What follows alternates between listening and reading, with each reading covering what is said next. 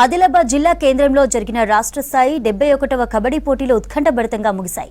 Finals లో నల్గొండ జట్టుపై సూర్యాపేట కబడ్డీ జట్టు విజయం సాధించింది. ఈ కబడ్డీ పోటీలకు రాష్ట్ర ఒలింపిక్ అసోసియేషన్ అధ్యక్షులు జగదీష్ యాదవ్, రాష్ట్ర కబడ్డీ అసోసియేషన్ ప్రధాన కార్యదర్శి మహేందర్ రెడ్డి హాజరయ్యారు. గెలుపొందిన టీంలకు బహుమతులను అందజేశారు. రాష్ట్ర స్థాయి కబడ్డీ పోటీలను దిగ్విజయంగా పూర్తి చేసిన జిల్లా కబడ్డీ అసోసియేషన్ కు అభినందనలు తెలిపారు.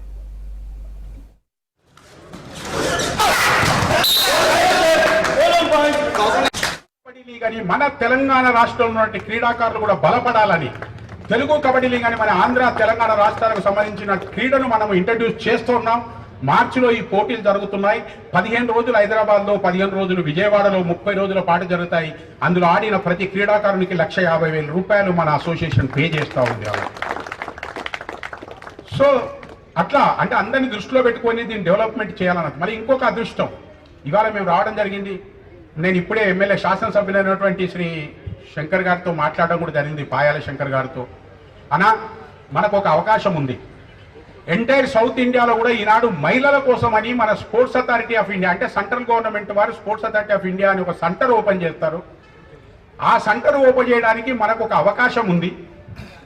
సో మేము చూసిన తర్వాత ఏంటంటే ఎక్కడున్నట్టు ఆదివాసీలు, ట్రైబల్స్, ఎంతమంది బ్యాక్వర్డ్ ఉన్నట్టు క్రీడాకారులందరూ ఈ ఆదిలాబాద్ చుట్టుముట్టు చాలా మంది ఉన్నారు.